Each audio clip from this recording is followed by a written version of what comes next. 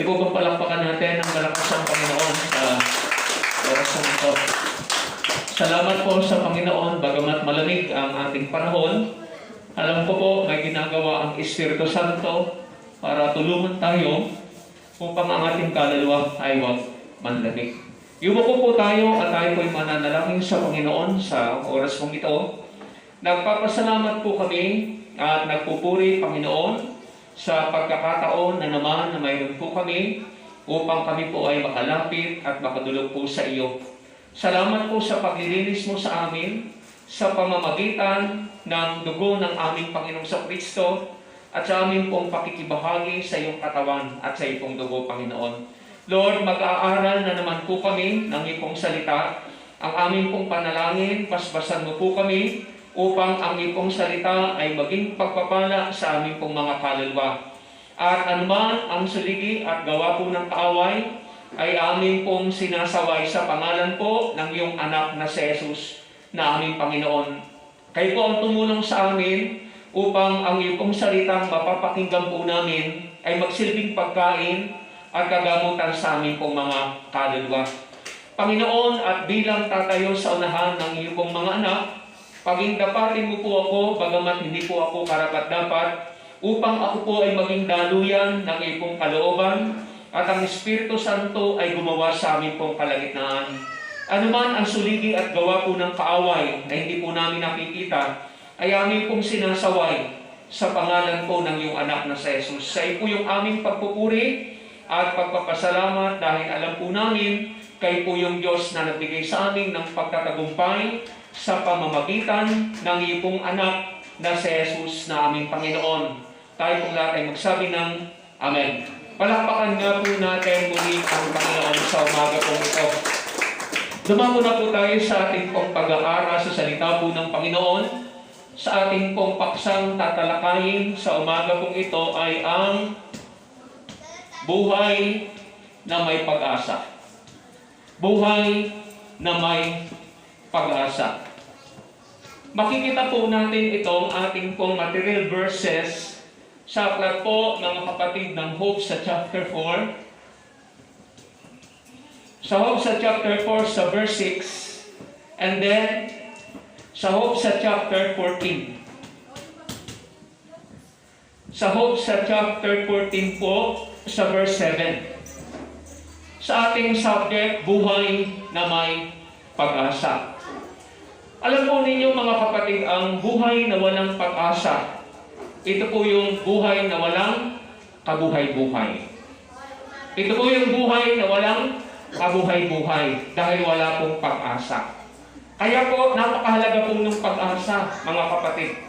Sa salita ng Panginoon, basahin po natin ang ating pong material verses sa Hope sa chapter 4, verse 6, Hope sa chapter 14, sa verse 7. Ang salita po ng ating pong Panginoon, ganito yung ating mababasa sa Hope sa chapter 4, sa verse 6, ang sabi po dito ng writer ng Job, sa verse 6, ang sabi niya, hindi ba ang iyong takot sa Diyos ay ang iyong tiwala, at ang iyong pag-asa ay ang pagtatapat ng iyong mga lakad? Makikita natin ito yung may pag-asa. Ang sinabi diyan, ang pagkatakot sa Panginoon, yung tiwala. Yung fear of God. Yung pagkatakot natin sa Panginoon, ito yung ating tiwala. Ito yung ating confidence.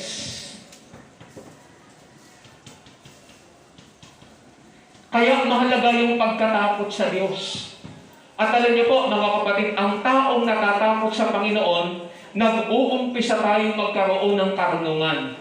Because the fear of the Lord is the beginning of wisdom. Ang pagkatakot natin sa Panginoon ay pasimula na tayo po ay natututo sa salita po ng Panginoon. Nagkakaroon tayo ng totoong karunungan pag tayo po ay natatakot sa Diyos. Mahalaga po yun, mga kapatid. Kaya ang sabi dyan ng writer, yung pagkatakot sa Panginoon, yun po, mga kapatid, yung ating pong sabi dyan, tiwala. Sabi diyan sa kanyang salita, sa verse 6, is not this fear thy confidence? Sabi niya, di ba ang iyong takot sa Diyos, yan yung iyong katiyakan, yan yung iyong confidence, yan yung iyong tiwala. Kaya mga kapatid, mahalaga yung tao po ay makilala niya ang Panginoon para ma-develop sa atin yung takot. At kung tayo po ay may takot sa Panginoon, doon nagde-develop, doon nabubuo, mga kapatid, yung ating confidence. Yung salitang confidence, katiyakan. Ano po? Katiyakan. Kaya, ang sabi diyan sa salita ng Panginoon, sa verse 6, ang sabi niya, hindi ba ang iyong takot sa Diyos? Marami po tayong kinatatakutan. Pero kung hindi ang Diyos ang ating pong kinatatakutan, wala tayong confidence, wala tayong tiwala, wala tayong katiyakan. Kaya mahalaga mga kapatid, ma-develop, mabuo, magkaroon tayo ng pagkatakot sa Panginoon. Kaya yung pagkatakot sa Diyos, sinasabi ito ng isa sa mga kaibigan ni Job sa kanya. Kasi ang sabi ng salita ng Panginoon, kay Satanas sabi niya, nakita mo ba ang aking lingkod na si Job, natatakot sa Diyos at lumalayo sa kalikuan? Totoo ang sinabi ng Panginoon. At kung ang tao, mga kapatid, ay mayroong takot sa Panginoon, mayroon tayong confidence, mayroon tayong katiyakan, sa gitna ng ating mga nararanasan at pwede pong pagdaanan, na andun po yung Diyos na hindi po magpapabaya sa atin. Nandun siya, mga kapatid, sa likod ng ating mga pananalangin, na lagi po siyang nakikinig sa atin. Kaya nga, ang sabi dito sa salita ng Panginoon, hindi ba ang iyong takot sa Diyos, napakahalaga ng takot sa Diyos?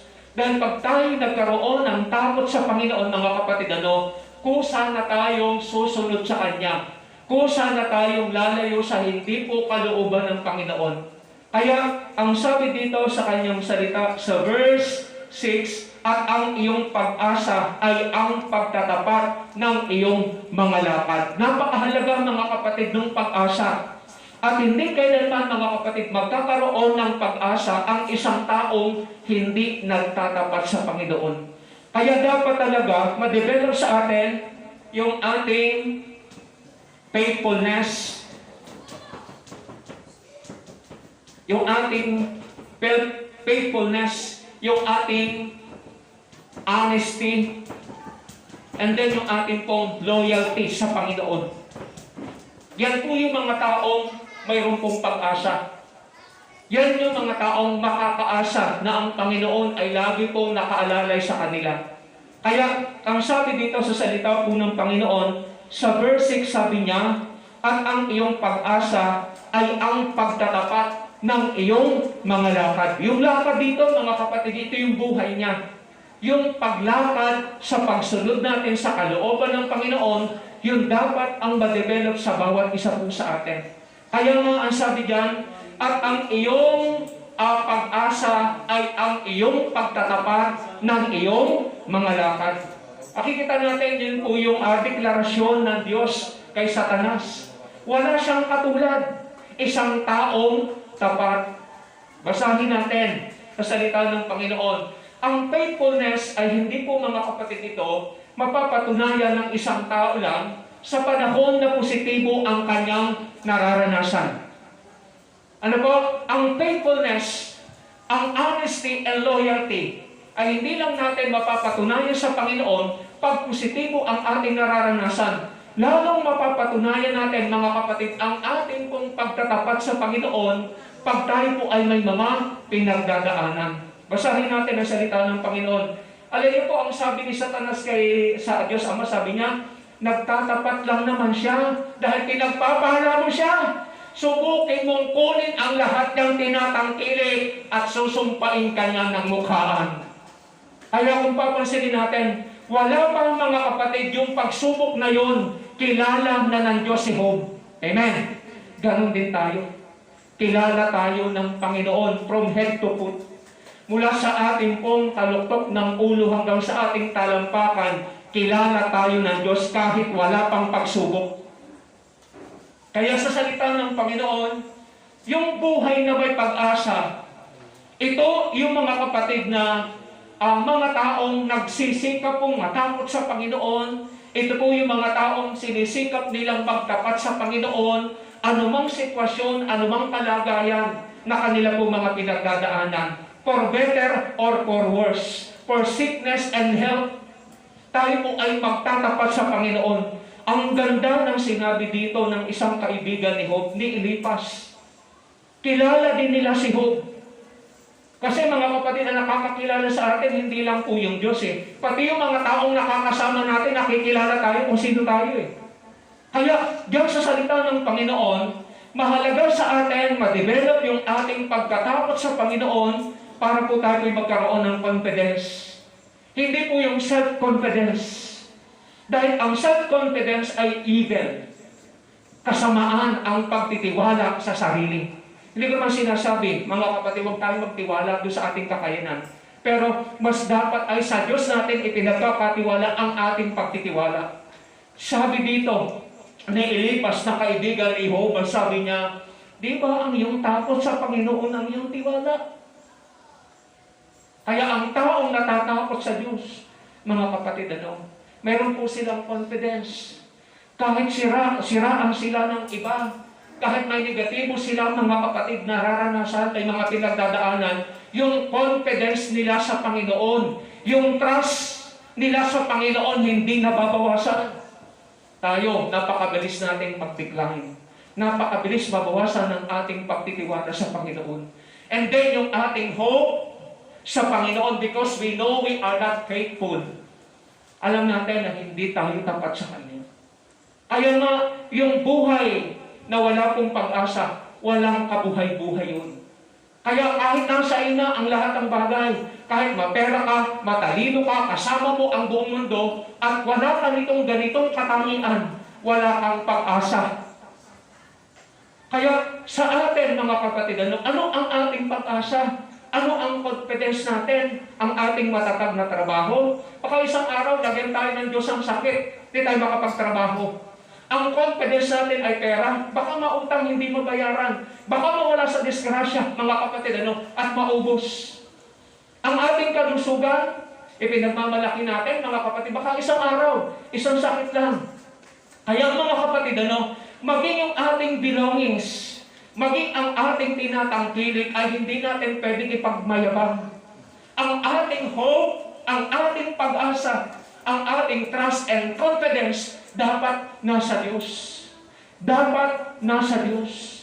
Kaya ang sabi ng salita ng Panginoon dito, ang ganda nito, mga kapatid, nagpipray ako kagabi. Nung isang araw pa, Panginoon, ano ba yung topic natin? Ano ba yung topic namin, Panginoon, na kailangan namin ma-develop sa aming sarili, lalo sa panahon natin ngayon? Papunta tayo sa matinding kahirapan. Mga kapatid, sa ating panahon, mga kapatid, hindi lang po yung financial and material crisis. Dumadaan tayo minsan mental, emotional, and then sa ating physical, mga kapatid, nagkakaroon tayo ng crisis. Kaya, mahalaga sa atin, ma-build up sa atin yung ating pag-asa sa Panginoon. Paano po? Ito nga po, magkaroon tayo ng takot sa Diyos.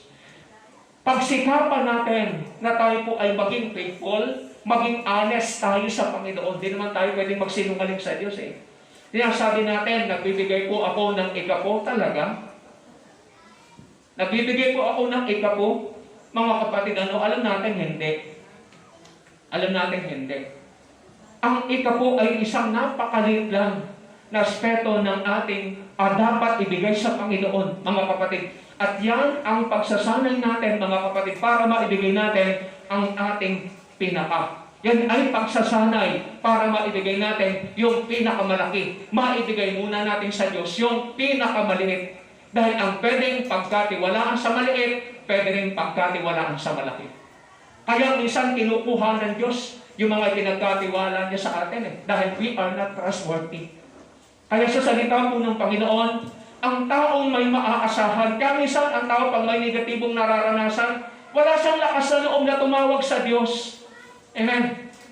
Pag lalo pagpatindi ng patindi ang nararanasan niya, mga kapatid, kasi wala siyang confidence, wala siyang tiwala.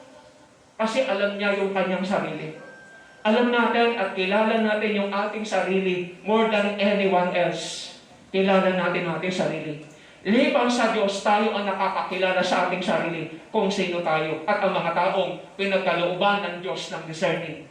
Kaya sa salita ng Panginoon, mga kapatid, buhay na may pag-asa. Yan ang gusto natin.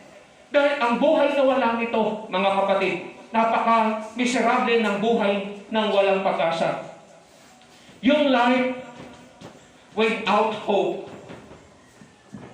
Alala ko yung isang foreigner, na isang naging Kristyano, wala pong kamay, wala pong paa.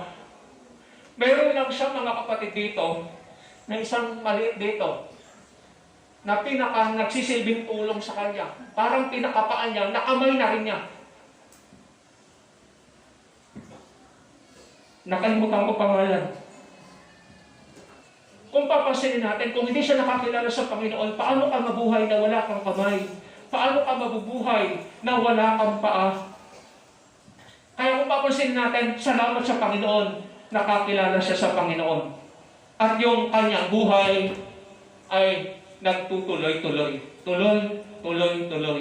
Kaya nga, ang sabi ng kanta, my life will go on. Hindi yung show. The show must be go on. Our life shall be go on kapag tayo ay mayroong pag-asa. Pero pag tayo ay walang pag-asa, mahirap yan.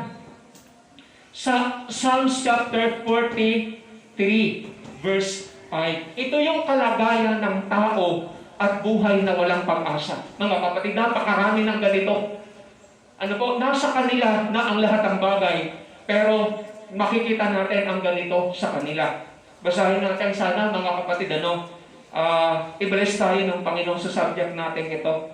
Sabi diyan sa kanyang salita, Psalms chapter 43, verse 5. Dito sa salita po ng Panginoon, ganito yung mababasa natin sa Psalms chapter 43, sa verse 5. Dito po sa salita po ng Panginoon, mga kapatid, verse 5, Psalms chapter 43, sa verse 5. Dito sa salita po ng ating Panginoon. Ang sabi dito, sa verse 5, awit sa chapter 43, sa verse 5. Ang sabi po dito sa kanyang salita, bakit ka nalulumo? Ano niyo po yung salitang panglulumo? Yung panglulumo, sa English ay cast down. Sa ibang salita, bagsak.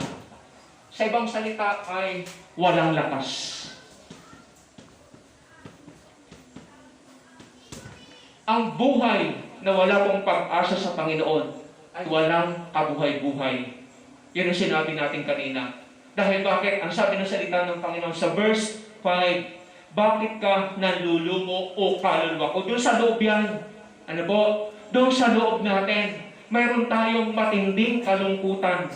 Mayroon tayong matinding nararamdamang negatibo sa ating panloob. Kasi alam natin yung kaluluwa, yan yung pakiramdam Amen. At ang Espiritu naman ay siyang buhay. So matindi ang nararamdaman niya sa kanyang kalooban. Ano po? Matindi ang nararamdaman niya sa kanyang... Wala pong kasigla-sigla. Amen. Walang kalakas-lakas yung kaluluwa. Kaya ang sabi ni David dito sa salita ng Panginoon, sabi niyan, bakit ka nalulumo o kaluluwa ko? Bakit ka nababagabag sa loob ko? Sa ibang salita, mga kapatid, yung matindi pong kalungkutan ito. Ito yung severe sorrow. Sa ibang salita, sa English ay agony. Ano po yung salitang agony? Nananaghoy. May kanta nga, ng lulumo yaring puso.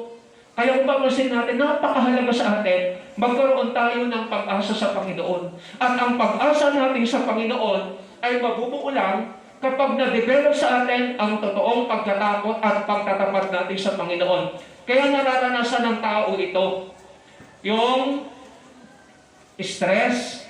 Kaya maraming tao na stress Stress, yung worries, yung anxiety, yung kabagabagan, and then ito, mahirap ito.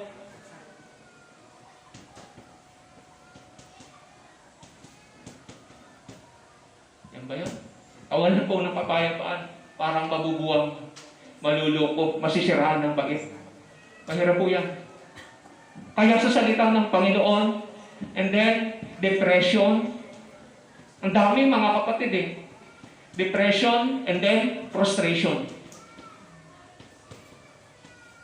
Yan yung mga synonym. Yan yung kamag-anakan ng panglulumo. Pag tayo ay walang pag-asa, mga kapatid, dahil hindi tayo natatakot sa Diyos, hindi tayo nagtatapat sa Panginoon, pwedeng maranasan natin ito. Pwedeng maramdaman natin sa ating pong kalooban yan. Napakatindi yan, mga kapatid, kaya ng pera yan. Di kaya ng pera yan, mga kapatid, ano? Kaya, yung buhay na walang pag-asa, yung salitang cast down, talagang bagsak. Bumagsak talaga. Parang na-shake ng matinding lindol, mga kapatid. Pag tayo ay nawala ng pag-asa. Bakit? Dahil, mga kapatid, ano, unti-unting nawawala sa atin ang takot sa Diyos. Unti-unting nawawala ang pagkatapat natin sa Diyos. Unti-unting nawawala ang pagiging loyal natin sa Panginoon. Nagiging loyal na lang tayo sa tao. Hindi na sa Diyos. Pero, ang gusto ng Panginoon sa bawat isa po sa atin, mga kapatid, sa bawat isa sa atin, ma-develop ito sa atin. Ano po? Dahil, kung ganito yung ating kalagayan, kahit batiin mo yan, di ka babatiin yan. Di ba pangiti yan?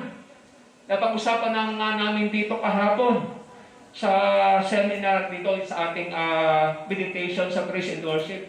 Ang totoo, mga kapatid, pag tayo talaga ay nasa Panginoon, dapat nakapagpupuri talaga tayo ng totoo sa Panginoon. Na ibibigay natin yung papupuri at pagsamba na totoo sa Panginoon. Na itataas natin ang Panginoon. Kahit minsan joyful ang ating pong kinakanta, yung kalooban natin, mga kapatid, hindi po nagagalak. Nananatili sa atin ang kalungkutan, nananatili sa atin ang kawalan ng kapayapaan, nananatiling bagsak at walang lakas ang ating kaluluwa. Because without hope, hindi natin, mga kapatid, maririgin yung kalakasan ng ating buhay spiritual.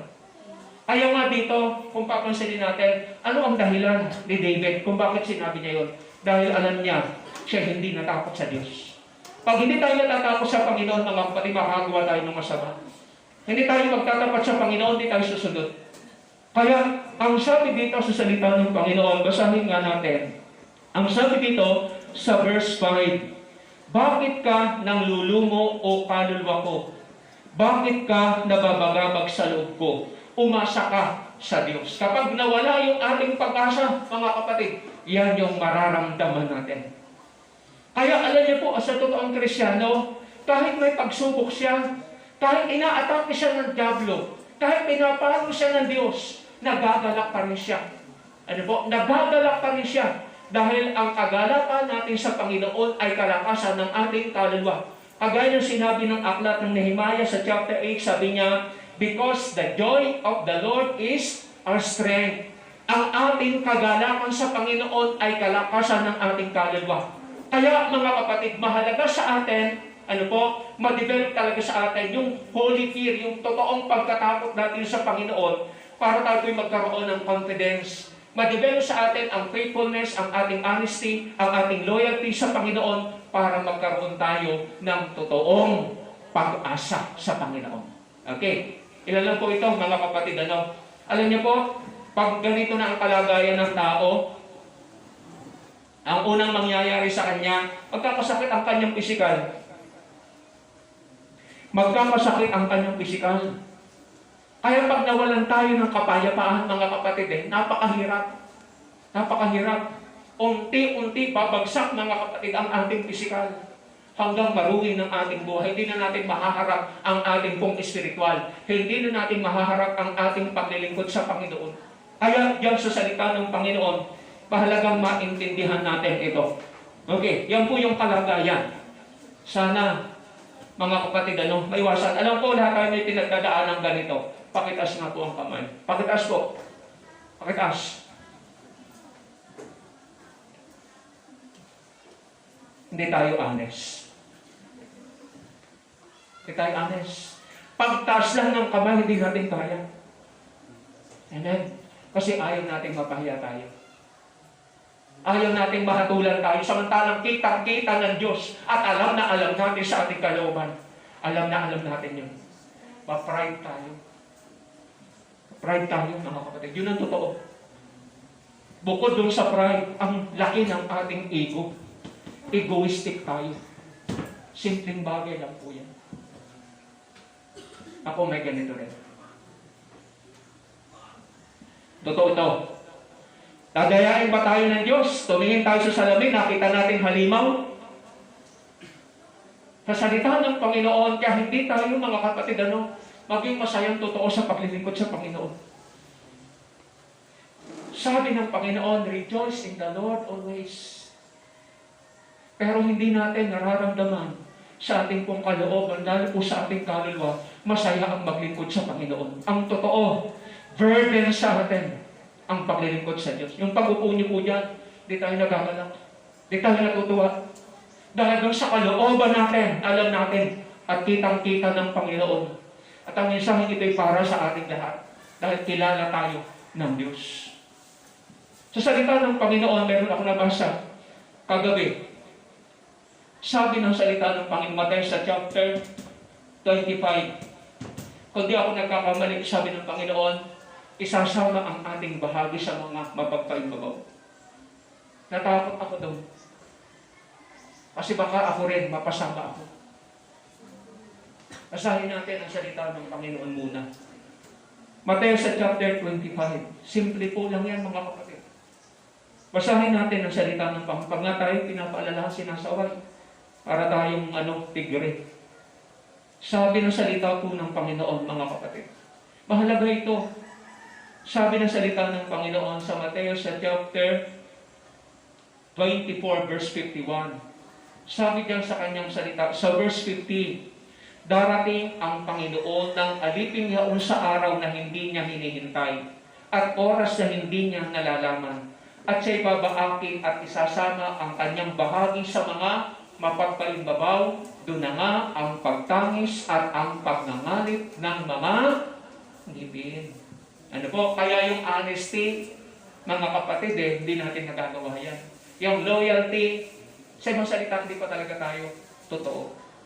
Pero salamat sa Panginoon sa magitan ng kanyang aral, mga kapatid. Salamat po doon sa mga nararamdaman natin doon sa ating kaluluwa. Ano po? Salamat doon sa mga nararamdaman nating negatibo sa ating kaluluwa dahil ito'y nagdadrive sa atin, nagtutulak sa atin, nagdadala sa atin, papalapit sa Diyos ang masama. May negatibo tayong nararanasan, lalo tayong lalayo sa Diyos. Lalo tayong mawawala ng pag-asa. Sige, lumayo tayo sa Diyos. Tingnan ko lang, mga kapatid. Tingnan lang natin sa ating sarili kung mali ang salita ng Diyos at tayo ang tama. Kaya sa salita ng Panginoon, gusto ba natin yung life without hope? Alam niyo po, mga kapatid, hindi po sa pera yan. Hindi po sa material yan. Hindi sa mga tinatangkilik yan. Yung tayo ay wala nito.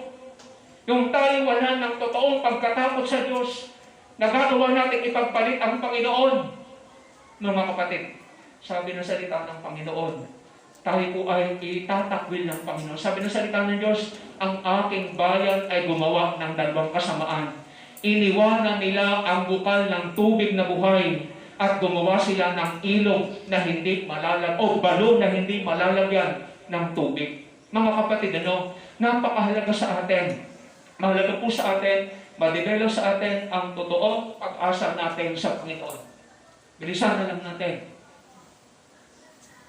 Sino ang taong walang pag-asa? Sino ang mga taong walang pag-asa?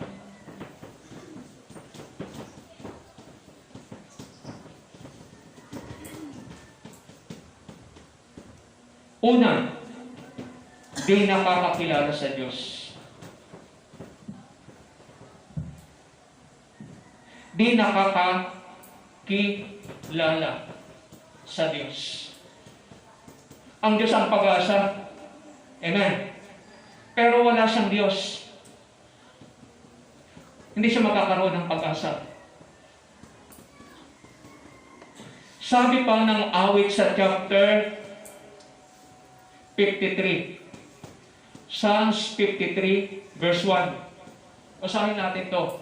Sino-sino ang taong walang pag-asa? Sa salita ng Panginoon, basahin natin Ephesians sa chapter 2. Dito sa salita po ng Panginoon, mababasa natin ang Ephesians sa chapter 2 sa salita po ng Panginoon. Ganito ang sinasabi dito ni Apostol Pablo sa aklat po ng Efeso sa chapter 2. Mag-umpisa tayo, mga kapatid, sa verse. Ang sabi po sa verse 11, sabi dito and 12, kaya nga alalahanin ninyo na kayo noong una mga hintil sa laman, tinatawag na di pagtutuli, niyong tinatawag na pagtutuli sa laman na ginagawa ng mga kamay, na kayo ng panahong iyon ay mga hiwalay kay Kristo, na mga di kabilang sa bansa ng Israel at mga taga-ibang lupa tungkol sa mga tipan ng pangako at walang pag-asa at walang Diyos na sanlibutan. Kaya ang taong walang Diyos, wala pong pag-asa yan. Ang pag-asa niya, pera. Ay ang pera, hindi po nananatili. Sabi ng salita ng Panginoon, 1 Timothy sa chapter 6 verse 17 up to 19, huwag tayong umasa sa kayamanan, huwag natin ibigin ng kayamanan dahil hindi po ito tiyak. Mayroon tayong yan ngayon, baka mawala yan isang araw. Ano po? Money cannot buy everything. Kahit yung kaligtasan, kahit po yung buhay, hindi po nakakapagdagdag ito ng isang siko sa sukat ng ating pong buhay. Kaya mga kapatid, yung taong walang Diyos, wala siyang pag-asa. Lalo po yung mga taong hindi nakakakilala sa Diyos, ang inaasahan nila yung sariling lakas nila, ang inaasahan nila pera, ang inaasahan nila mga kapatid yung tao. Kaya napakarami pong frustration ng isang tao. Kasi hindi lahat naman ng tao, mga kapatid, napakatindi po ng depression ng isang tao. Halimbawa, inaasahan mo isang tao makakakomfort sa iyo, makakatulong sa iyo. Tapos, yung inaasahan mo makakatulong sa iyo, makakaalala sa iyo, hindi ka natulungan. Napaka-depress ang isang tao. Napakatindi ng frustration. Because we put our trust not in our God. Hindi po sa Diyos. Kaya dapat sa Diyos. Sabi ng salita ng Panginoon, Psalms 53 verse 1, sinasabi ng mangmang walang Diyos. Basahin natin sa salita ng Panginoon sa awit sa chapter 53. Ganito ang sinasabi sa salita po ng Panginoon. Pag wala ng Diyos, naubos ang pera, nagawa na natin ang lahat, wala ng pag-asa. Ano po? Kaya nga, ang sabi ng salita po ng Panginoon dito sa awit sa chapter 53, sinasabi ng mangmang walang Diyos. Kahit napakatalino pa ang isang tao, pero hindi niya kinikilala ang Diyos na gumawa ng whole universe, hindi niya kinakilala ang Diyos na nagbigay ng buhay, ng lakas. Kahit napakatalino niya, kahit literate siya, napakamangmang niya, ang sabi ng salita ng Panginoon. Sabi po dito sa Psalms 53 sa verse 1, sinasabi ng mangmang walang Diyos. Ano po? Kaya walang pag-asa. Kaya sinasabi ng iba, walang himala. Totoo po, wala pong himala sa mga walang Diyos. Dahil ang himala, trabaho lang ito ng Diyos. Amen. Ang miracle ay gawa lang ng Diyos.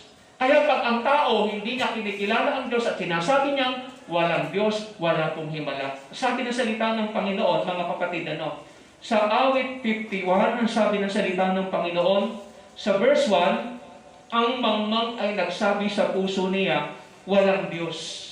Sila'y napahamak. Kaya pag ang tao, hindi siya kumikilala sa Diyos, bukod mga kapatid, habang siya po ay naandito sa lupa, puno siya ng panglulumo, puno siya ng kalumbayan, kalungkutan, mga kapatid, depression, anxiety, mga kapatid, yung frustration, mga kapatid, pagkatapos sa kabila, mga kapatid, ay kapahamakan at kamatayan. Kaya, sa salita ng Panginoon, nakikita natin, sabi dito, ang mangmang ay nagsabi sa puso niya, walang Diyos, napahamak sila. Ano po? Kaya, pag nawala na tayo ng takot sa Panginoon, mga kapatid, mapapahamak na tayo. Kung hindi na po tayo magtatapat sa Panginoon, magtatapat na tayo sa iba. Kapag hindi na tayo maglilingkod sa Panginoon, maglilingkod na tayo sa iba. Saan? Sa mga Diyos-Diyosan. Pag hindi na tayo naglingkod sa Diyos, sino pang paglilingkuran natin? Diyos-Diyosan. Sino ang mga Diyos-Diyosan? Hindi lang ang ribulto. Ang sarili natin, ang tao, ang material, mga kapatid, yung mga pinaglaglagaan ng tao ng pag-asa, mga nagsisilbing Diyos-Diyosan yan. Ano po? Pag hindi na tayo naglingkod sa Panginoon, babaling na tayo sa mga Diyos-Diyosan. Kaya po, mga kapatid, yung mga hindi nakakakilala sa Panginoon. Pero alam ko, nakakilala tayo sa Diyos. Pero bakit, mga kapatid, sa loob pa rin natin, nararamdaman natin, doon sa ating kalooban, ang matinding panglulumo, kalungkutan, kabiguan, kawalan ng kapayapaan, kawalan ng pag-asa, mga kapatid. Dahil hindi pa po nadidevelop sa atin ang buong pagkatakot sa Panginoon at pagtatapat sa Panginoon. Kailangan makilala natin ang Panginoon. Pangalawa, sino po yung may pag-asa? Mga di pa nahihiwalay sa Diyos.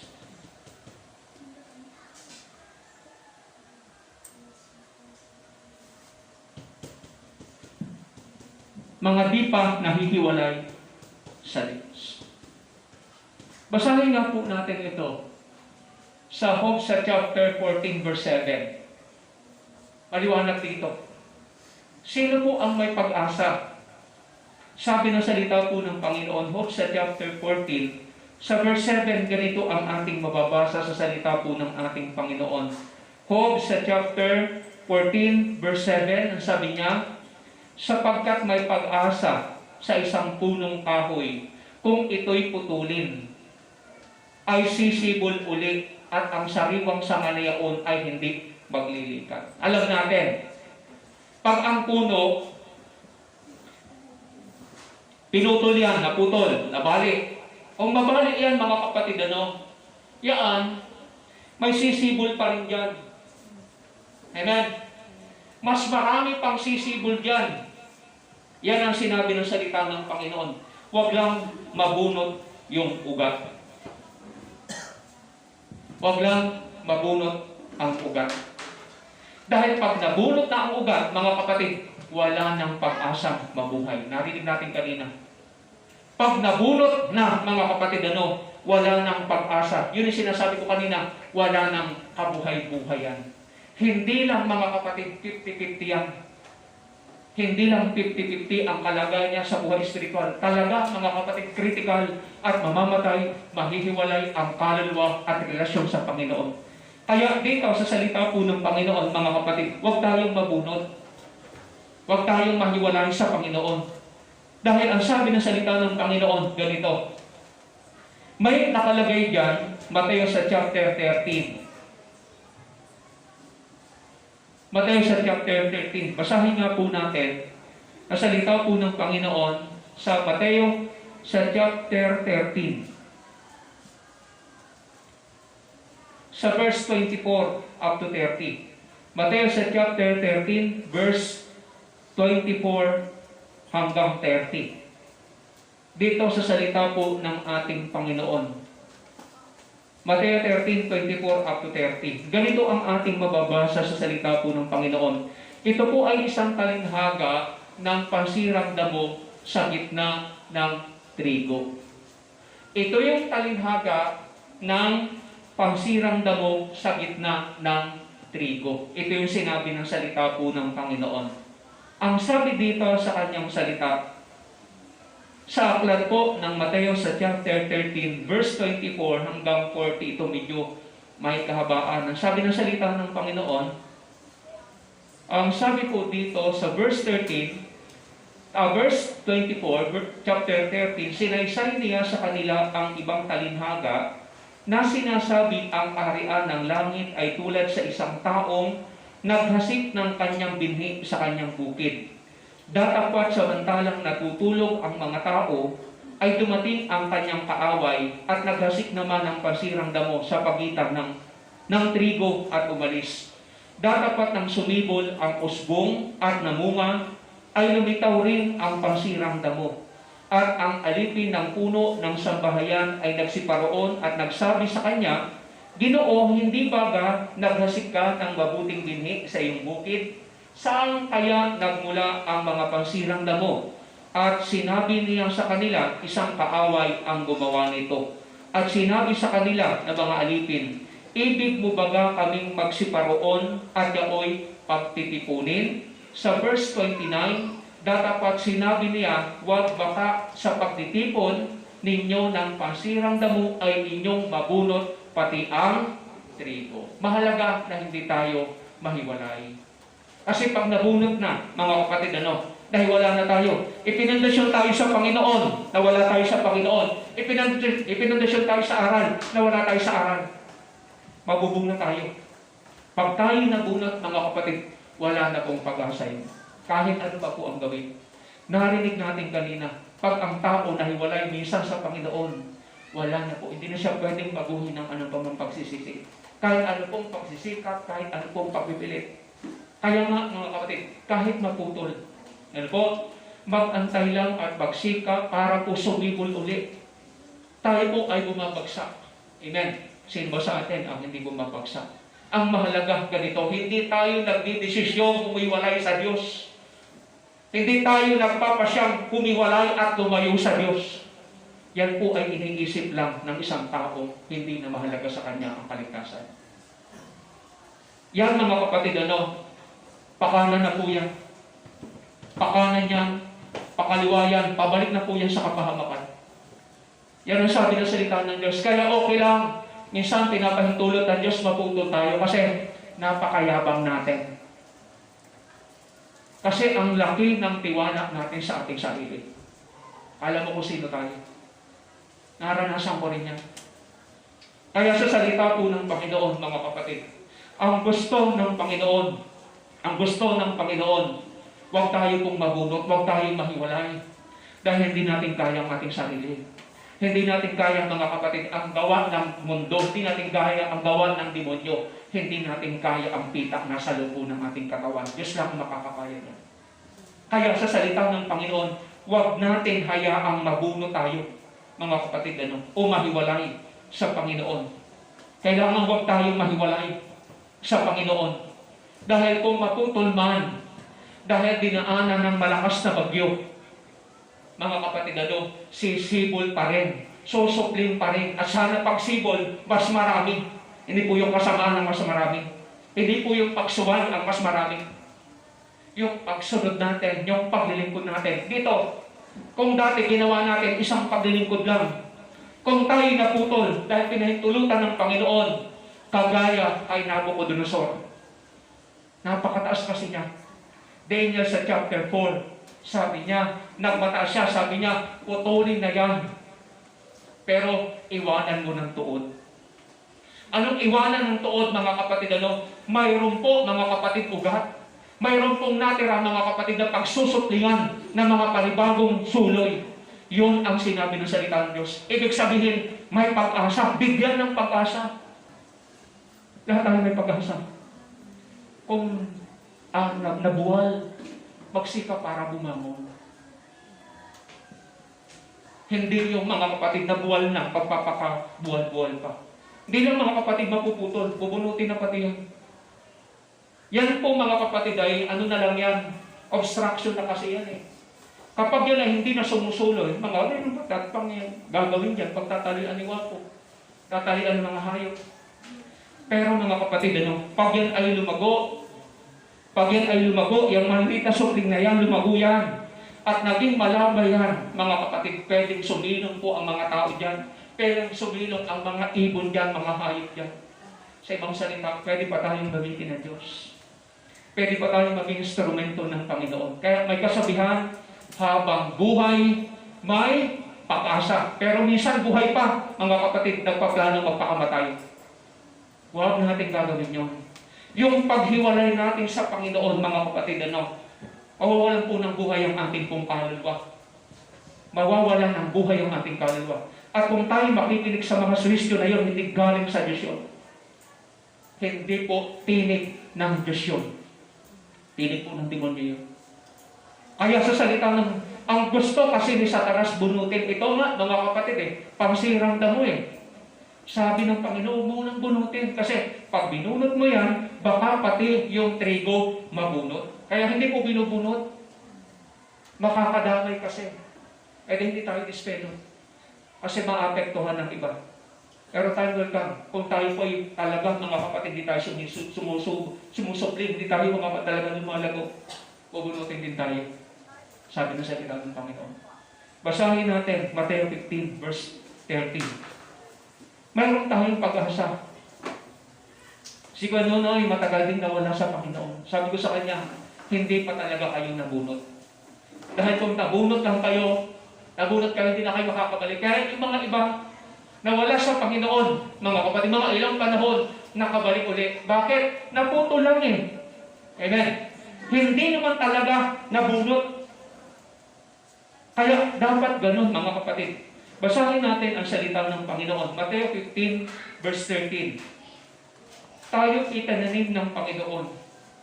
Kaya ang sabi dito, Mateo 15, verse 13, sabi niya, datapat sumagot siya at sinabi, ang bawat halamang hindi itinanim ng aking Ama na nasa kalangitan ay bubunutin. Bakit bubunutin? Ay, hindi naman talaga halaman mula sa Diyos. Sa ibang salita, hindi naman talaga natatakot sa Diyos, hindi naman talaga nagtatapat, hindi talaga mga kapatid, faithful, honest, and loyal sa Panginoon, ipinagpapalit ang Panginoon. Kaya sa salita ng Panginoon, binibigyan tayo pare-pareho ng pag-asa, binibigyan tayo pare-pareho ng tsansa ng Panginoon. Ano bang pinagdadaanan natin? Ano bang nararanasan natin ngayon, mga kapatid? Mayroon tayong pag-asa. Ano po? Basta, wag lang tayong mahiwalay sa Diyos. Wag lang tayong mabunot. Dahil pag nabunot na, mga kapatid, pag nabunot na, wala na talagang pag-asa. Kahit anong gawin mo yan, mga kapatid, pag nabunot na po ang malaki, mga kapatid, tapos itatanim mo pa yan, mga kapatid, alala ko yung sa Batangas, Kalachuchi. Yung malalaking Kalachuchi, binibili. Ano po? Sabi ko, paano kayo nabubuhay yun? Binibenta kasi sila, may namimili kasi doon eh. Alam niyo po ang ginagawa ng mga namimili? Hindi naman binubunot eh. Ang ginagawa nila, yung mga Kalachuchi, mga kapatid malalaki na, kinakarga nila sa truck. Ang ginagawa nila, hinuhukayan nila ng paganyan. Ano po? Hinuhukayan ng paganyan. May kasamang lupa. Kasi hindi pwedeng mabuhay pag wala ng ugat. Pag nabunot na. Mga kapatid, huwag tayong mawala sa Panginoon. Huwag tayong mawala sa aral. Huwag tayong mawala sa daan ng Panginoon. Pag tayo nawala sa daan ng Panginoon, mga kapatid, mabubunot tayo. Ito na, paano tayo hindi mabubunot? Paano tayo hindi mabubunot? Kasi, pwede tayong mabalik. Pwede tayong mabalik, mga kapatid. Sino ba sa atin, di na po nakakaranas ng ganyan? Pero maganda, pag nabalik tayo, mga kapatid, naulanan tayo, nakarinig tayo ng mga aral ng Diyos. Ano po? Sumisibol uli yung ating kaluluwa. Amen. Yung minsan ayaw na natin magpatuloy, ayaw na natin maglingkod, nababago ang desisyon natin. Bakit, mga kapatid gusto natin humiwalay sa Panginoon dahil nakakaramdam tayo ng tulong na mula po sa Panginoon. Yung dilig ng kanyang salita, yung tubig at ang Espiritu Santo, mga kapatid, ay pinagkakaloob ng Panginoon sa atin para yung ating kaluluwa ay sumibol, sabi ng salita ng Panginoon. Huwag lang talaga mabunot. Basahin ko nga uli yun, basahin uli natin. Sabi ng Panginoon na ito, makikita natin, mga kapatid, sa Hope sa chapter 14, sa verse 7, sa salita po ng Panginoon, ang sabi dito sa kanyang salita, ang sabi dito sa verse 7 ng chapter 14 ng Job,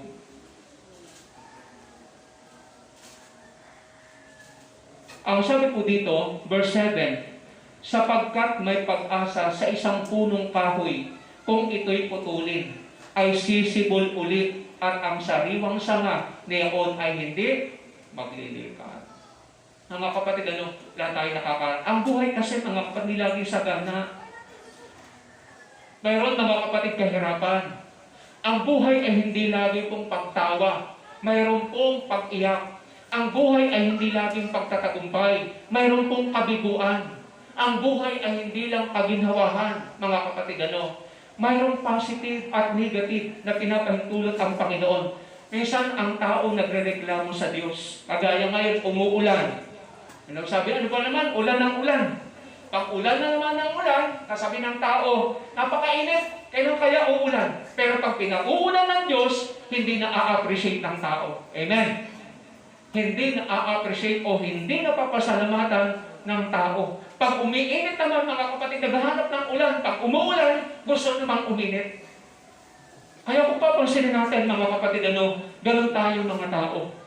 Ang gusto ng Panginoon mga kapatid, talagang lumalim pa tayo sa Panginoon. Pinaparanasan tayo ng Diyos ang positibo, pinaparanasan tayo ng Diyos ang negatibo. Dapat ang lahat ng iyan, magawa natin yung magtapat sa Panginoon. Kahit tayo po minsan pinupuri tayo. Ang lagay ba, lagi na lang tayo pupurihin. Ang taong lagi mong pinupuri, matuturuan mo siyang magmapuri. Matuturuan mo siyang magmalaki. Kaya hindi lahat pinupuri. Ano po? Kaya sa salita po ng Panginoon, mahalaga sa atin ito. Sabi ng salita po ng Panginoon, kailangan nating lumalim. Kanino tayo lalalim? Kailangan nating lumalim. Lumalim tayo para hindi tayo mabunot. Kasi ang sabi ng Panginoon sa kanyang salita, bubunutin pa lang mga kapatid ay pagdating ng Panginoon eh. Di pa naman tayo kinukuha ng Diyos, kaya may pag-asa pa. May pag-asa pa tayong maayos ang ating spiritual na buhay. May pag-asa pa tayo maging seryoso sa ating pong kaluluwa. Pero kung hahaluan natin ito ng iba, mga kapatid, nahirapan po tayo. Kailangan lumalim tayo. Basahin natin ang salita po ng Panginoon. Colossians chapter 1 o Colossians chapter 2 verse 6 hanggang 7. Sabi ng salita, paano tayo hindi mabubunot? O maputol lang tayo, okay lang yun. Huwag lang mga kapatid yung tayo po ay mabunot. Sabi ng salita ng Panginoon, Colossians chapter 2, 6 hanggang 7, dito sa salita po ng ating Panginoon, ang sabi ay ganito, Colossians sa chapter 2, 6 hanggang verse 7. Dito sa salita po ng ating Panginoon, na ganito ang sinasabi ni Apostol Pablo, kung paano tinanggap natin si Kristo na Panginoon ay lumakad tayo sa Kanya, na nag-uugat. Kanino tayo? Uugat, hindi sa tao. Hindi po sa samahan. Hindi sa pangalan ng relihiyon. Hindi sa mundo. Ano po? Dapat tayo ay mag-ugat doon sa ating tinanggap na Panginoon. Sino ang Panginoon natin? Ang Panginoong Jesucristo. Kaya ang sabi dito sa kanyang salita, Colossians chapter 2 verse 6, sabi niya, kung papaanong tinanggap natin si Jesus na Panginoon, ay lumakad tayo sa Kanya, nag-uugat at nababaon at matibay sa ating pananampalataya na sumasagana sa pagpapasalamat gaya ng pagkaturo sa atin. Ano po? Kung tayo ay nasa Panginoon, hindi lang po puro positibo ang ipapahintulot ng Panginoon sa atin. Hindi, mga kapatid, puro kagalakan. Mayroon pong kalungkutan, kalumbayan. Pero dito natin mapapatunayan, makikilala ang ating sarili kung kaya nating magtapat sa Panginoon. At kung kaya nating magtapat sa Panginoon, mga kapatid, yung Diyos din ay mananatili pong tapat sa atin. Kagaya ng sinabi ng salita ng Panginoon, Colossians, yung mahirap yung Bible na nagdidikit-dikit eh. Sabi dito sa kanyang salita sa verse 7.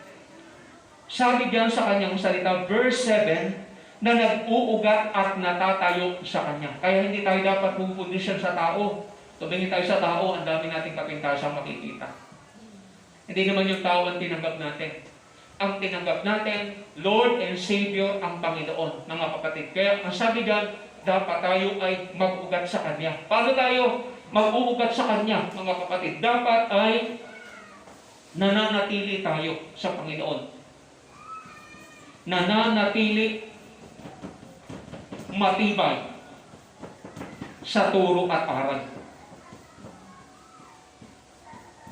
Dapat sa aral tayo. Manatili tayong matibay sa turo at aral. Ang sabi ng salita ng Panginoon. Para kung dumating sa atin ang negatibo, hindi yung desisyon natin pakanan, pakaliwa. Mga kapatid, parang wala pong Espiritu Santong naglilig sa atin. At yung laman natin ang maglilid sa atin papalayo sa Diyos. Acts chapter 2, sa verse 45 up to following. Basahin na natin. Dapat mag-ugat talaga tayo sa Panginoon. Lumalim tayo sa aral at turo ng Panginoon. Ang sabi ng Gawa sa chapter 2, makikita natin sa salita po ng Panginoon. Alam natin, lalo sa panahon natin ngayon, patindi ng patindi ang ating pong mararanasan. Hindi naman mga kapatid, pagaan yung mararanasan natin.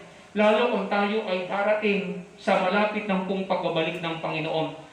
Sabi dito, itaas natin sa salita po ng Panginoon, sa verse 46 and 47, sabi niya, at araw-araw silang nagsisipanatiling matibay sa pagkakaisa sa templo, sa pagpuputol-putol ng tinapay, at sa bahay-bahay at nagsisikain sa kanila ng pagkain na may kagalakan at katapatan ng puso. Sinabi din ni Hobyan. Ano po? Sinabi niya yan. Papaano tayo magiging tapat kung kinukulang tayo ng aral? Kaya mga kapatid, kung tayo po'y nanghihina at hindi tayo nababasa ng Biblia, kung ano ang ginagawa natin, lalo pong lalala ang ating panghihina. Lalo pong lalala ang ating pong panlulupaypay hanggang tayo po'y magkasakit. At kung malala na po ang ating sakit, mga kapatid, ang ating desisyon, ang ating plano, hindi na po yung magpatuloy sa Panginoon. Ang ating plano na, humiwalay na sa Panginoon. Kaya yan po yung outcome, yan po yung bunga. Kaya nga ang sabi ng salita ng Panginoon, itaas natin sa verse 42, sabi ng salita ng Panginoon, at sila'y nagsipanatiling matibay sa turo ng mga apostol at sa mga pagsasama-sama at pagpuputol-putol ng tinapay at sa mga pananalangin. Pag tayo mga kapatid may nararanasan tayong negatibo, sa halip na tayo ay pumuko sa gawain ng Panginoon, iba ang ating pong pinagpupukusan. Iba ang ating pong hinaharap. Samantalang kung tayo patitibayin natin yung ating sarili sa aral at turo ng Panginoon, hindi tayo ilalayo nito sa Diyos. Hindi tayo ihihiwalay nito sa Diyos. Patitibayin niya yung ating kalooban. Magiging positibo ang ating pananaw. Magiging mga kapatid, ang ating pong kaisipan ay go forward, not sideward, not backward. Yun ang kapangyarihan ng salita po ng Panginoon. Ito makikita natin, ang first century church, ang unang iglesia na napuspos ng Espiritu Santo, nasa severe na pag-uusig sila. Matindi po ang nararanasan nila yan. Bakit? Kamamatay pa lang ng kanilang Panginoon. Kamamatay pa lang ni Kristo. At sila po ay isa-isang isinusunod. Kung babasahin natin hanggang sa chapter 12. Ini-isa-isa sila, pinapahirapan sila, binibilang po sila, mga kapatid, hinahampas sila. Pero ang kanila pong pagtatapat sa Panginoon, ang kanilang faithfulness, ang kanilang honesty, ang kanilang loyalty ay nananatili sa Panginoon. Kaya makakaasa talaga sila sa Panginoon. Kaya hindi sila natatakot mamatay. Tayo takot na takot tayong mamatay. Bakit? Wala tayong katiyakan. Ay mga antar natin, paano pag mamatay ako? Wala tayong assurance. Wala tayong katiyakan. Pag tayo kinuha ng Panginoon, di natin alam kung tayo po itatagapin ng Diyos sa kanyang kaharian. Wala tayong katiyakan, wala tayong kasiguraduhan. Wala tayong confidence. Wala tayong tiwala. Ang sabi ng kaibigan Job, di ba ang pagtatakot mo sa Panginoon ang tiwala mo? At ang iyong pagtatapat sa Diyos, ang iyong pag-asa. Yan yung lakas mga kapatid ng ating kaluluwa. At hindi natin magagawa ito hanggat wala po mga kapatid nagpipenetrate, pumapasok sa atin na salita ng Panginoon. At hindi tayo mananatili. Wala na po tayo pupuntahan. Sumarap man ang buhay natin, mga kapatid, nag-aantay na lang tayo ng apoy. Nag-aantay na lang tayo ng apoy. Basahin natin ito kung hindi totoo. Hebrews sa chapter 10. Ito na po yung taong wala pong pag-asa. Pero alam ko, wala dito na walang pag-asa. Lahat tayo may pag-asa. Kasi pag nabulot na ang isang tao, wala rin siyang pag-asa. Kaya alam niyo po, ang dulot po ng kawalan ng katiyakan ng kaligtasan, wala na po tayong kontrol. Hindi na tayo matatakot sa buhay. Wala na tayong mga kapatid pinangingilagan Wala na tayong iniingatan Alam niyo po, mahirap pong gumamit ng sasakyan ng hindi mo sariling sasakyan. Alam bakit? Pag iingat ka, todo ingat mo. Di ba, pag sa iyo mga kapatid, okay lang, pagaspasan yan, mapangga mo yan, pero yung gumamit ka, ang hindi mo sarili, mahirap yun. Kasi ako na sabihin ng may-ari. Kaya sa salita ng Panginoon, mga kapatid, doble ingat. Yung kaluluwa natin, hindi sa atin yan. Yung Espiritu Santo na ipinagkaloob sa atin ng Panginoon, hindi sa atin yan. Pinahiram lang ng Diyos sa atin yan. Ingatan natin yan. Okay. Basahin natin. Pag tayo nabunot, mga kapatid, sabi ng salita ng Panginoon sa aklat ng Hebrews sa chapter 10, dito sa salita po ng Panginoon. Kaya talaga, mga kapatid, pag-ingatan natin. Sabi dito, Hebrews sa chapter 10, makikita natin sa verse 26, sapagkat kung ating sinasadya ang pagkakasala, pagkatapos na ating matanggap ang pagkakilala sa katotohanan, ay wala nang haing natitira pa tungkol sa kasalanan, kundi isang kakilakilabot na paghihintay sa paghukom, isang kabangisan ng apoy ang lalamon sa mga kaaway, ang magpawalang halaga sa kautusan ni Moises. Ito yung aral ng Panginoon. Pag tayo tumalikod tayo sa aral ng Panginoon, tatalikod din ang Diyos sa atin. Pag tayo tumalikod sa aral ng Diyos, tatalikuran din tayo ng Diyos. Pero haharapin tayo ng demonyo. Kaya sa salita ng Panginoon, tumalikod na sa atin ang demonyo nung harapin natin ang ating pong Panginoon. Dahil tinutulungan tayo ng Diyos. Pero pag tayo tumalikod sa Panginoon, mga kapatid, mawala tayo sa aral ng Panginoon, ay dapat magpakatibay tayo sa aral. Dahil yan yung ating pag-asa. Yan yung ating tiwala. Yan yung ating confidence. Kahit tayo po ay dumaan, mga kapatid, ng mga negatibo, kahirapan, makakaasa tayo. Yung Diyos nating pinaglilingkuran, yung Diyos nating sinusunod, siya po ang tutulong sa atin. Yun ang sinasabi ng salita ng Panginoon. Kaya nga ang sabi ng verse 29, gaano kayang higpit ang parusa sa akala ninyo ang ihahatol na nauupo doon sa yumurang sa anak ng Diyos, umaring di banal sa dugo ng tipan na nagpapabanal sa Kanya at umaliposta sa Espiritu ng biyaya. Mga kapatid, mahalaga sa atin, manatili tayo sa aral. Itong aral pong ito, kahit anuman po yung ating nararanasan, anuman po ang ating pong pinagdadaanan, positibo man, negatibo man, kahirapan man, sakit man, kalusugan man, mga kapatid, sumunod pa rin tayo sa Panginoon. Kung tayo nasa taas, ibaba tayo ng Panginoon, magpatuloy din tayo, itataas din tayo ng Panginoon kung tayo po ay pagpapaababa. Pero kung tayo binababa ng Panginoon, nagpapakataas tayo, ibababa tayo ng Panginoon hanggang sa Hades. Kaya, ang gusto ng Panginoon, meron tayong pag-asa, mga kapatid. Basta manatili lang tayo matibay sa turo at aral ng Panginoon. Sumunod tayo dahil mayroon pong Diyos na tutulong sa bawat isa po sa atin. Last verses po ito natin pong bubuklatin. Hebrews chapter 10, verse 22 hanggang 23. Sabi niya, tayo'y magsilapit na may tapat na puso. Inulit na naman dito. Yung tapat na puso. Hindi tayo dapat maging tapat na una sa tao. Sa Diyos tayo maging tapat. Ano po? At para tayo maging tapat sa Panginoon, huwag nating bibitawan ang turo ng Panginoon.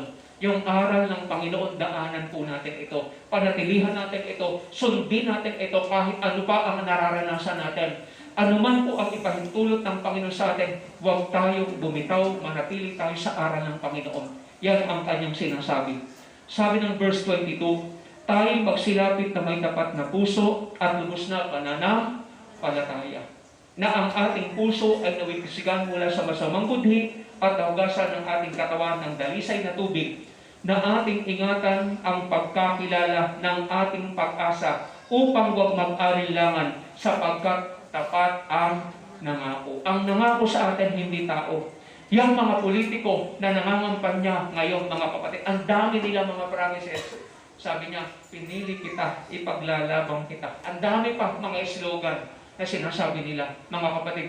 Pero ang Diyos na ating pong tinitiwalaan, yung Diyos sa ating kinatatakutan, yung Diyos sa ating pinagtatarapatan, mga kapatid, kaya po niyang ipulpil, kaya po niyang gawin ang lahat ng pangako na kanyang ipinangako sa atin. Sabi ng salita ng Panginoon, sapagkat sa atin ang pangako at sa ating pamilya. Ilan man ang tawagin ng Panginoon nating Diyos para sa Kanya. Mga kapatid, mahal tayo ng Panginoon. Manatili tayo sa aral ng Panginoon. Manatili tayo sa pagtatapat sa Panginoon. Makakaasa tayo sa ating pong Diyos. Sabi ng Panginoon sa Kanyang pangako, I will never leave you nor forsaken you. Hindi kita iiwan, hindi kita pababayaan kung tayo ay hindi iibig sa material. Yan ang sabi ng Panginoon. Pero kung iibigin natin ang material, iiwanan natin ang Panginoon, iiwanan din tayo ng Diyos. Kaya po, mga kapatid, ang pagkatakot natin sa Panginoon, dahil yung Diyos natin na hindi nagbibiro, inaani ng tao ang bawat inihahasik niya. Aanihin ng tao ang bawat itinatanim niya. Maghasik tayo, magtanim po tayo ng pagkatakot, ng pagtatapat sa ating Panginoon. Yung po tayo, manalangin tayo sa Panginoon. Lord, salamat po. Salamat sa iyong salita. Ramdam po namin sa amin po mga kaluluwa yung mga sinabi po sa iyong salita. Minsan nararamdaman namin wala pong kagalakan, wala pong kapayapaan, walang totoong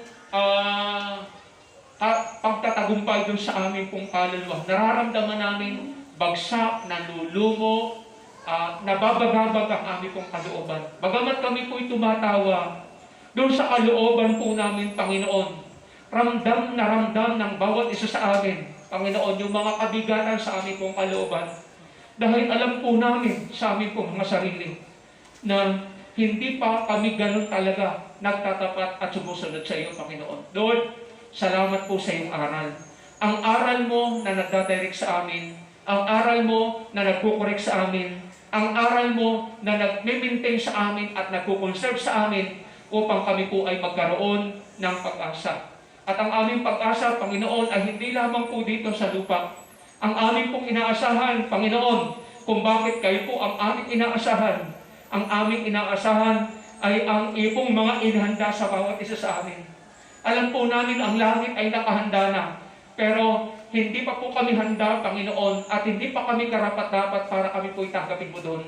Kaya tulungan niyo po ang bawat isa sa amin. Ang aral mo na napapakinggan namin, na iintindihan namin. Tulungan niyo po kami, gabayan at samahan po ng ipong kapangyarihan. Lord, salamat po. Dalangin po namin anuman ang pinagdadaanan namin. May solusyon po kayo, Panginoon, sa amin po mga nararanasan. Lalo po sa aming mga kaluluwa, sa amin po mga espiritu, sa amin po mga pisikal. At alam namin, Panginoon, pag naayos yung aming kaluluwa, yung aming espiritu, alam namin, Panginoon, at alam mo kung kailan kami bibigyan ng kasaganaan sa aming pong pisikal. Lord, ang aming pong pakiusap, samahan mo po kami, mabuhay po kami sa pag-asa. At nawa po, ikaw ang aming maging pag-asa. Dahil kung kayo po ang aming pag-asa, lahat ng pinapahintulutan mo, lahat po ng hinahayaan mo, pinipermit mo na maranasan namin, ay alam po namin may solusyon. Mayroon pong katugunan at mayroon pong tulong na nagmumula sa iyo, Panginoon. Tulungan niyo po ang bawat isa sa akin. Ang unang tulong na nais po namin ay ang tulong para po sa aming kalooban. Para magkaroon po kami ng kapayapaan. Magkaroon po kami ng totoong kagalakan. Magkaroon kami ng totoong katahimikan doon sa aming pong kalooban. Panginoon, salamat dahil meron po kaming pag-asa sa iyo, Panginoon, na pwede po naming asahan, pwede po naming pagtiwalaan, pwede po naming panghawakan sa lahat ng pagkakataon, lugar at panahon. Sapagkat kayo yung Diyos na hindi po nagbabago sa amin. Ama, salamat po sa lahat ng mga nahihirapan sa kanila pong kaluluwa, nahihirapan po sa kanila pong kalagayan, sa pisikal, material, ay po ang tumulong sa bawat isa sa amin. Lord, malakas na ang aming loob dahil meron po kaming maaasahan sa iyo. Magiging positibo ang aming pananaw, hindi negatibo ang aming pananaw sa lahat ng aspeto ng aming buhay dahil kayo po yung aming Diyos na tiwala at ang aming pagtatapat, ang aming pong pag-asa sa iyo. Lord, sa iyo po ang aming pagpupuri, pagpapasalamat, kayo yung Diyos na tapat sa lahat po ng pangako mo. Purihin ka at dakilain sa pangalan ni Jesus ang mga prayer concern na hindi po namin nabanggit. Kayo po ang Diyos na inaasahan namin na tutulong, gagabay at papatnubay at kakatugon sa lahat po naming pangangailangan. Lord, ang mga kapatid po namin nakakapanood, makakapakinig ng mensahe po ito, mag-minister din po ito sa bawat isa sa kanila. Kagaya ng pag-ministeryo nito sa aming po mga kaluluwa. Sa iyo po yung aming pagpupuri, pagpapasalamat sa pangalan ni Jesus, na aming Panginoon, tayo pong lahat ay magsabi po ng Amen. Okay po, mga kapatid, dumako tayo sa ating pagbibigayan. Mag-exercise po tayo mga kapatid, ng pagtatapat natin sa Panginoon.